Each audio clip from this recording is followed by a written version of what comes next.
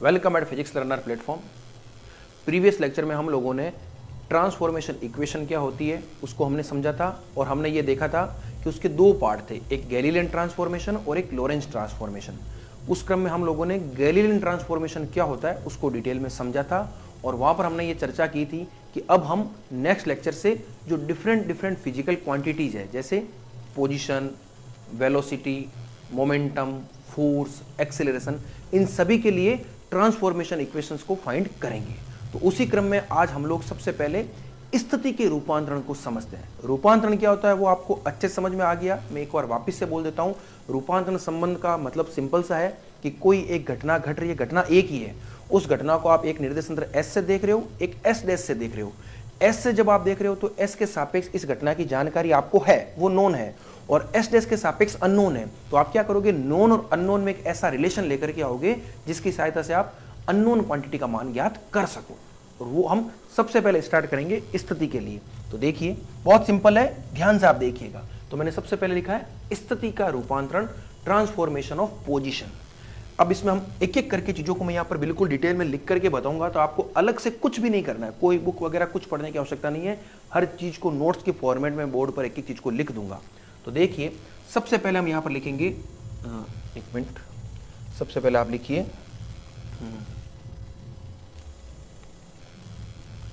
माना S एक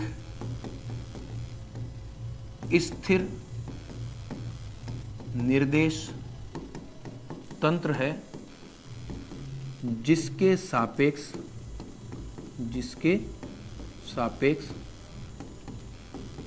किसी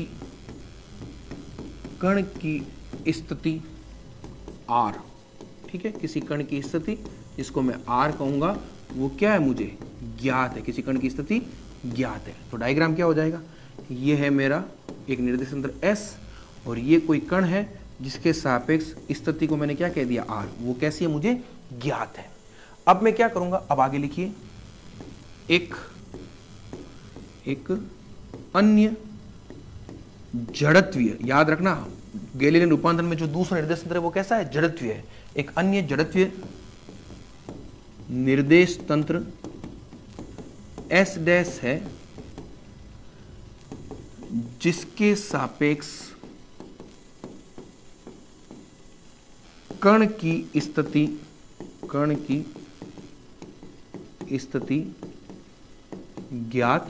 करनी है। ये आपको ज्ञात करनी है, ठीक है ना। ये दो चीजें हमने समझ ली। पहला निर्देश तंत्र S है जो स्थिर है जिसके सापेक्ष कण की स्थिति R ज्ञात है, ये डायग्राम हो गया।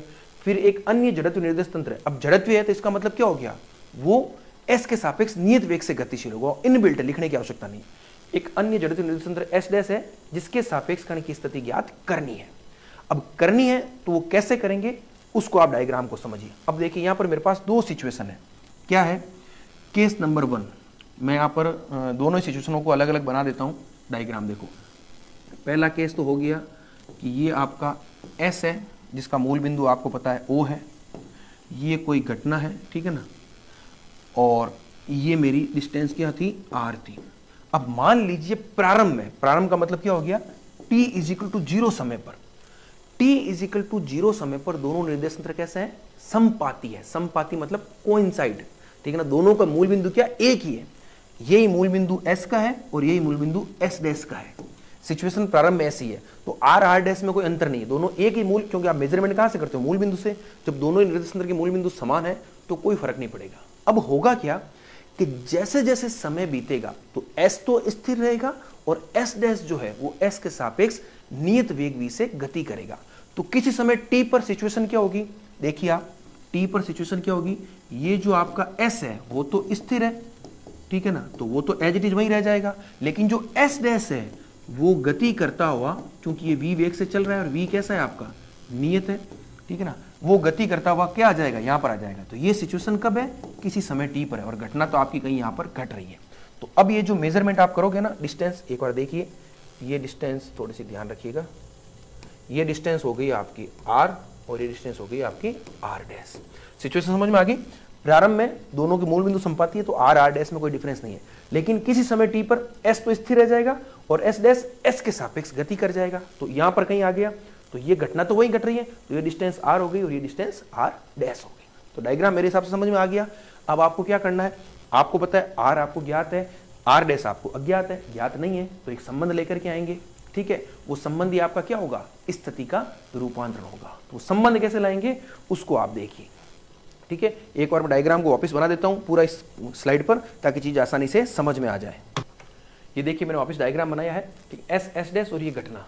अब देखो आपको एक चीज पता है कि आप लोगों ने एक ट्राइंगुलर फॉर्मूला पढ़ा होगा, आपको अगर पता हो तो इस तरह से एक ट्राइंगुलर फॉर्मूला होता है, ठीक है ना। ये डायरेक्शन ऐसी है, ये डायरेक्शन ऐसी है, ये डायरेक्शन मान लीजिए ऐसी है।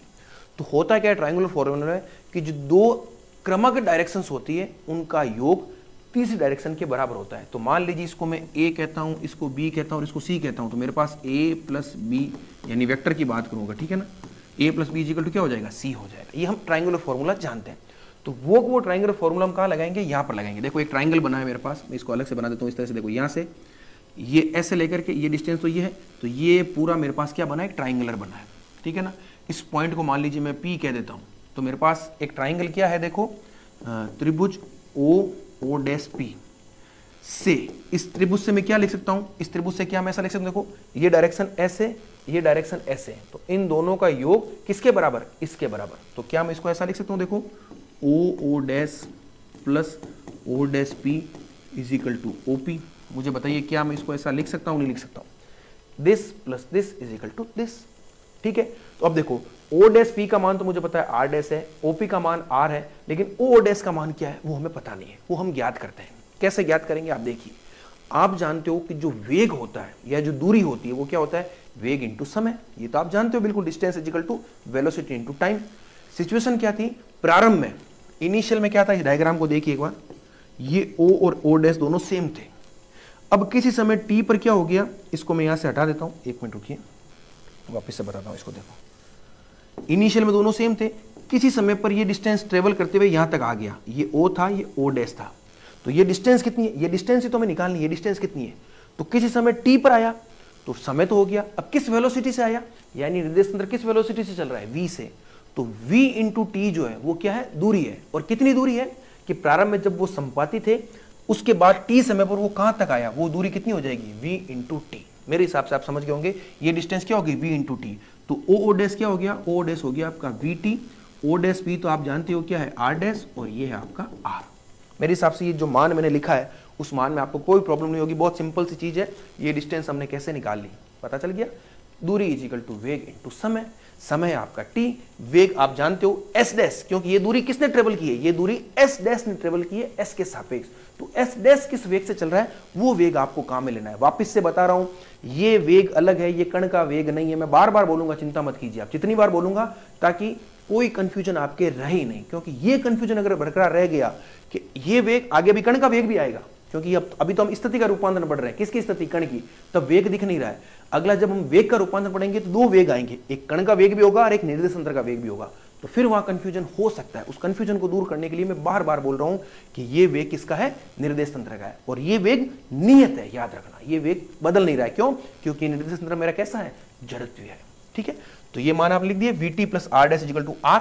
अब देखो जब भी आप कोई संबंध लाते हो तो अज्ञात राशि और ज्ञात राशि होती है, तो अज्ञात राशि को एक तरफ रखते हैं, बाकी सारी ज्ञात राशियों को एक तरफ रखते हैं।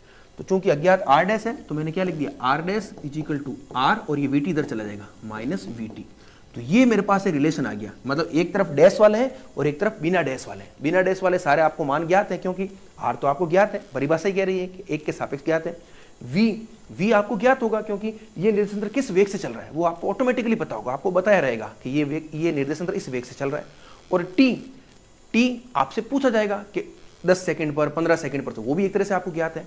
तो 10 सेकंड बाद उस कण की स्थिति क्या होगी, तो वो आप कैसे निकालोगे, आर पता है, वी पता है, टी का मान 10 रखोगे तो आर डैश ज्ञात हो जाएगा। मान लीजिए 15 सेकंड बाद पूछे तो टी का मान 15 रख दीजिए। तो ये सारी राशियां इधर ज्ञात है, इधर ही अज्ञात है। तो R dash equal to R minus VT, ये आपका कहलाता है स्थिति का रूपांतरण। इसको आपको हर समय एज इट इज याद रखना है बिना कंफ्यूजन के।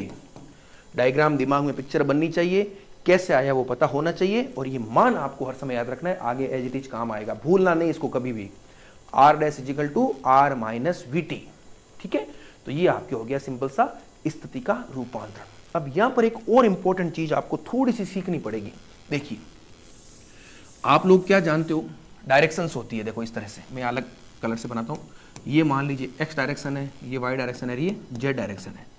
अब अभी एस तो स्थिर है, कोई फर्क नहीं है, लेकिन एस डैश गतिशील है। अब एस डैश जो गतिशील है, अभी तो मैंने केवल क्या दिखाई है, एक डायरेक्शन दिखाई है। अब एस डैश मान लीजिए ऐसे भी तो गतिशील हो सकता है ऊपर की तरफ, एस डैश इधर भी तो गतिशील हो सकता है, या एस डैश किसी एंगल पर भी तो गतिशील हो सकता है। तो अगर वो अलग अलग डायरेक्शन में परिवर्तित होगा तो मान कुछ इस तरह के अलग होंगे। थोड़ा सा समझिए मैं जो कहना चाह रहा हूं। एक बात थोड़ा इसको ऐसे समझ में नहीं आएगा, ये समझना जरूरी है। देखो आप जानते हो जो आर होता है वो आपका क्या होता है, एक्स आई कैप प्लस वाई जे कैप प्लस जेड के कैप। तो जैसे ही आप उसी प्रकार से आर डैश क्या हो जाएगा, X dash I cap plus Y dash J cap plus Z dash K cap. तो अगर मैं इसको घटकों में तोड़ता हूं, किसमें, घटकों में, तो क्या मैं इसको ऐसा लिख सकता हूं, देखो x dash is equal to r की जगह x minus we T, Y dash is equal to Y minus we t और Z dash is equal to Z minus we t. अगर मैं इसको कंपोनेंट में ब्रेक करता हूं तो ऐसे लिख सकता हूं, X dash X minus we T, Y dash Y minus we T, Z dash Z minus we T. तो क्या ये सही लिखा है? ये मैंने पूरी तरह से सही नहीं लिखा है। अब समझिए क्या चीज है, न्यूमेरिकल क्वेश्चन में ये चीज बहुत काम आएगी। एक चीज ध्यान रखिएगा, सबसे पहले आपको ये चेक करना पड़ेगा कि जो निर्देश तंत्र एस डैश है वो किस दिशा में गतिशील है। वो जिस दिशा में गतिशील होगा केवल उसी दिशा के घटकों में परिवर्तन आएगा। यहां पर मान लीजिए मैंने एस डैश को केवल एक्स दिशा में गतिशील दिखाया है, तो एक्स डैश जो होगा वो एक्स माइनस वी टी होगा। क्योंकि ये केवल एक्स दिशा में गतिशील है, वाई और जेड में गतिशील नहीं है, तो ये जो आपने लिखा है Y dash equal to Y minus we T, Z equal to Z minus we T, वो क्या है, गलत हो जाएंगे। इस केस में Y dash equal to Y होगा और Z dash equal to Z होगा, यानी उसमें कोई परिवर्तन नहीं होगा। याद रखना, वापिस से सुन लीजिए, जिस दिशा में निर्देश तंत्र एस डैश गतिशील है केवल उस दिशा के निर्देशांकों में ही परिवर्तन आएगा। X dash equal to x minus we t होगा, y dash equal to y रहेगा, z dash equal to Z रहेगा। अगर मान लीजिए वो वाई दिशा में गतिशील होता तो ये दोनों गलत हो जाते, ये सही हो जाता। अगर वो जेड दिशा में गतिशील होता तो जेड डैश का मान बदल जाता। अब मान लीजिए आप पूछते वो एक्स वाई में होता तो उसका कुछ अलग मैथमेटिकल फॉर्मूला था, उतनी टिपिकल मैथमेटिक्स में हमें जाना नहीं है अभी, हमारा काम बिल्कुल आसानी से चल जाएगा। और आपकी बुक में केवल एक्स दिशा में गतिशील ही दिखाया गया है, लेकिन मैंने आपको बता दिया ये काम का आएगा, ये न्यूमेरिकल क्वेश्चन में काम आएगा। याद रखना, न्यूमेरिकल में आपको अलग अलग कोऑर्डिनेट पूछेंगे, मैं प्रैक्टिस कराऊंगा तब आपको पता चल जाएगा, लेकिन आपको ध्यान रहना चाहिए, ठीक है। तो यहां पर मैं एक इंपॉर्टेंट लाइन लिख देता हूं, उस लाइन को आप नोट कर लीजिए, वो न्यूमेरिकल में बहुत काम आएगी। तो देखिए मैंने यहां पर ये लिखा है कि जिस दिशा में निर्देश तंत्र एस डैश गतिशील होता है केवल उसी दिशा में स्थिति में परिवर्तन प्रेक्षित होता है। इन जनरल स्थिति में परिवर्तन को आप कैसे लिखते हो, R dash equal to R minus we T, आपको याद रखना है। अब अगर निर्देश तंत्र एक्स दिशा में गतिशील है तो X dash equal to x minus we T हो जाएगा, Y dash equal to Y और जेड इक्वल टू जेड रहेगा। वाई दिशा में है तो केवल वाई में परिवर्तन, जेड दिशा में है तो केवल जेड दिशा में परिवर्तन। बहुत इंपॉर्टेंट चीज है, बुक्स वगैरह में इस तरह से इसको स्पेसिफाई किया हुआ होता नहीं है, उसका सारांश मैंने आपको निकाल करके बता दिया है। मैंने पहले ही कह दिया, आपने अगर इस लेक्चर सीरीज को ढंग से सुना तो आपको एक्स्ट्रा कुछ भी करने की आवश्यकता नहीं है, समझ में आपको चीजें आराम से आ जाएगी। एक एक चीज को एग्जाम्पल के थ्रू समझाया जा रहा है, चीजें याद भी आसानी से हो जाएगी। सबसे बड़ी बात क्या है कि चीजों को याद करने में आपको दिक्कत नहीं होगी। और छोटे छोटे वीडियो हैं 20 मिनट के 25 मिनट के, तो जैसे ही सुनोगे नोट्स के नोट्स बन जाएंगे, चीजें आसानी से याद हो जाएगी। तो पहला काम हमारा कंप्लीट हो गया, स्थिति का रूपांतरण, ठीक है, R dash equal to R minus we T. अब हम स्थिति के रूपांतरण के साथ ही अगला तो हमें वेग का रूपांतरण पढ़ना है, लेकिन एक टॉपिक और है, एक शब्द होता है विस्थापन, ठीक है ना, जिसको हम कहते हैं दो बिंदुओं के बीच की सदिश दूरी। तो अगर मान लीजिए कोई दो बिंदु है, ठीक है ना, उन दो बिंदुओं के बीच की सदिश दूरी निकालनी है। वो आपने सदिश दूरी निकाली, एक तो फ्रेम एस से और एक निकाली एस डैश से।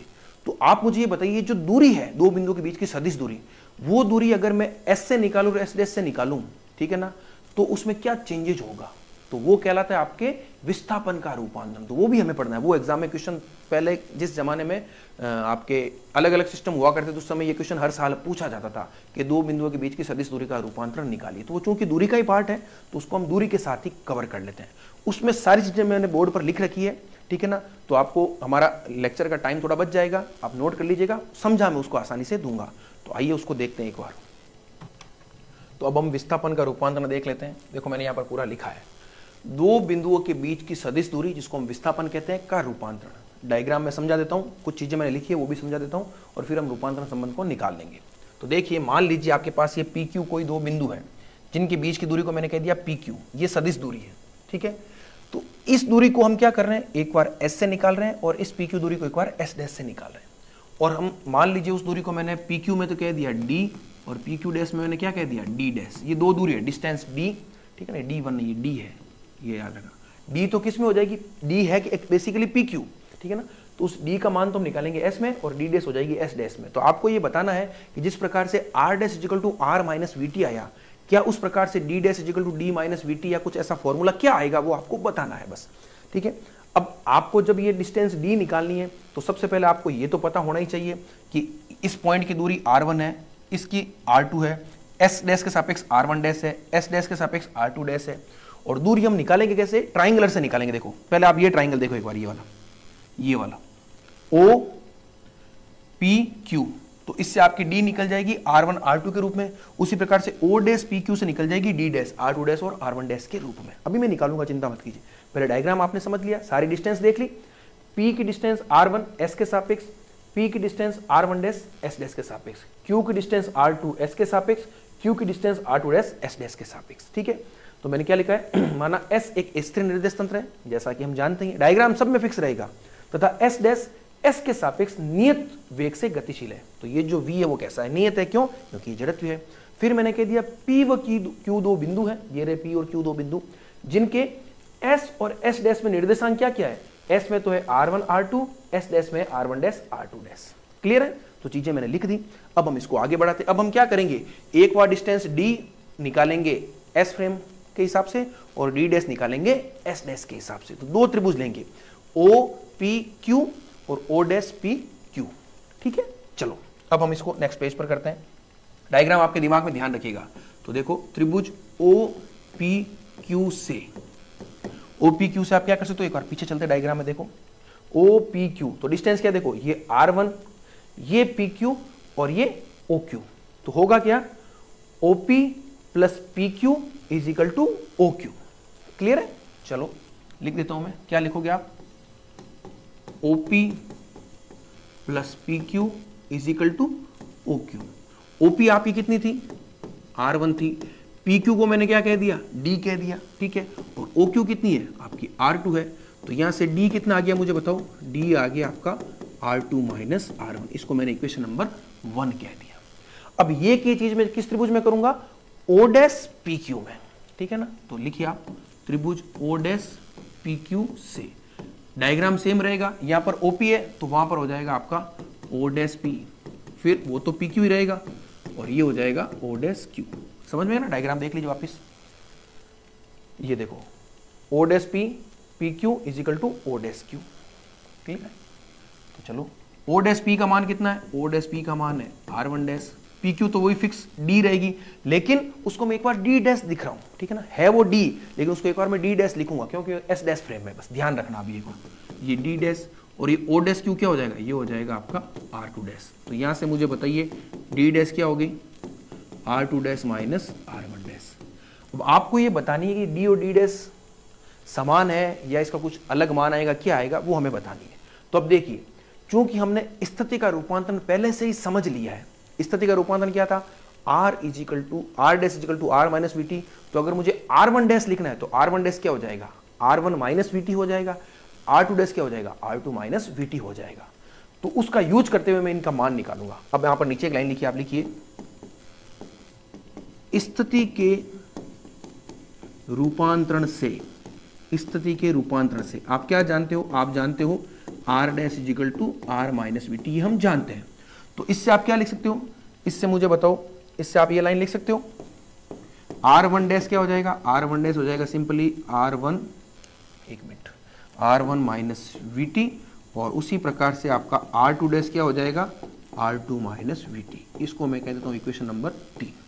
ये निकाल सकते हैं बिल्कुल इसका यूज करते हुए। अब इक्वेशन 3 से मैं क्या करूंगा, R2 डैश और R1 डैश के मान इक्वेशन 2 में रखूंगा। तो यहां पर आप देखिए, आप यहां लिखिए समीकरण 2 व 3 से, किससे, समीकरण 2 व 3 से। तो क्या हो जाएगा देखो, D dash is equal to R2 dash, तो R2 डैश मेरा क्या है, R2 डैश है R2 माइनस VT, फिर minus R1 dash, R1 dash क्या है मेरा, R1 माइनस VT। तो इसको देखो सॉल्व करते हैं, तो ये तो हो गया देखो R2 माइनस VT, ये जब माइनस होगा तो ये माइनस R1 और ये माइनस माइनस प्लस VT, ये माइनस का VT ये प्लस का VT, तो दोनों क्या हो जाएंगे, कैंसिल आउट हो जाएंगे। तो मेरे पास D डैश क्या आ गया, D डैश आ गया R2 माइनस R1, और R2 माइनस R1 समीकरण 1 से किसके बराबर है, D के बराबर है। तो इसका मतलब क्या हो गया, इसका मतलब हो गया कि जो आपका D डैश है वो किसके बराबर है, D के बराबर है। वेरी इंपॉर्टेंट रिलेशन, कि यदि आप किन्हीं दो बिंदुओं के बीच की दूरी आप जब निकालोगे तो वो दूरी चाहे आप S में निकालिए चाहे S डैश में निकालिए, उसका मान बदलेगा नहीं। यानी कण की स्थिति जरूर बदलती है, वो तो निश्चित सी बात है, कण की स्थिति निश्चित रूप से बदलेगी, लेकिन अगर दो अलग अलग आपने पॉइंट ले लिए, उनके बीच की आप दूरी निकाल रहे हो, तो S से निकालो, S से निकालो, कोई परिवर्तन नहीं होगा। वो मैंने पूरा प्रूफ करके बता दिया। D dash equal to D, very important relation, ठीक है ना। इसके लिए एक शब्द भी काम में लिया जाता है कि दो बिंदुओं के बीच की सदिश दूरी, जिसको आप कहते हो विस्थापन, वो गैलीलियन रूपांतरण के अंतर्गत अचर रहता है। यानी ये आपने कैलकुलेशन की कैसे, ये आपने गैलीलियन रूपांतरण संबंधी तो लिखा है, स्थिति का गैलीलियन रूपांतरण। तो जब आप स्थिति का गैलीलियन रूपांतरण लगा रहे हो तो आप ये देख रहे हो कि दो बिंदुओं के बीच की दूरी क्या है, अपरिवर्तनीय है, जिसको हम कहते हैं इनवेरिएबल, बदलती नहीं है। तो एग्जाम में आपसे क्वेश्चन कैसे पूछा जाता है, वो ध्यान, अभी मैं स्टेटमेंट लिखूंगा, आपसे ये पूछा जाता है कि सिद्ध कीजिए कि किन्हीं दो बिंदुओं के बीच की सदिश दूरी गैलीलियन रूपांतरण के अंतर्गत अचर रहती है। तो देखिए, दो बिंदुओं के बीच की दूरी सदिश दूरी होती है D, तो आप चाहे S में निकालिए चाहे S डैश में निकालिए, यानी D डैश कहो या D कहो, दोनों क्या रहेगी, सेम रहेगी। ये आपको पूरा प्रूफ करके बताना है। तो जो फाइनल स्टेटमेंट है वो मैं यहाँ पर आपके लिख देता हूं, उसी के साथ हमारा ये लेक्चर समाप्त हो जाएगा। तो देखिए, मैंने यहाँ पर एक लाइन लिखी है, अतः स्पष्ट है कि गैलीलियन रूपांतरण में दो बिंदुओं के बीच की सदिश दूरी निश्चर या अचर रहती है। अचर मतलब जो है वही रहेगी, चाहे आप S में निकालो चाहे S डैश में निकालो, D dash equal to D। और इसे हम क्या कहते हैं, इसे विस्थापन के गैलीलियन निश्चरता का नियम कहते हैं। निश्चर का मतलब होता है इनवेरिएंट, जो मान बदलता नहीं है। तो समझ में आ गया होगा, इस तरह से आपको पूरा प्रूफ करके बताना है। तो इस लेक्चर में हम लोगों ने स्थिति का रूपांतरण देखा, R dash equal to R minus VT, साथ ही साथ हमने ये भी देख लिया कि जिस दिशा में निर्देशांतर गतिशील होता है केवल उसी में परिवर्तन होता है। फिर हमने दो अलग अलग पॉइंट लिए, उनके बीच की दूरी निकाली, जिसको हम विस्थापन या डिस्प्लेसमेंट कहते हैं, और उस दूरी को हमने S और S डैश फ्रेम में निकाला, और हमने ये पाया कि वो दूरी समान रहती है, ठीक है ना, D dash equal to D। तो ये हमारा पूरा टॉपिक कवर हो गया।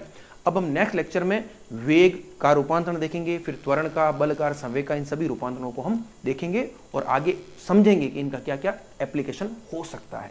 ठीक है, थैंक यू।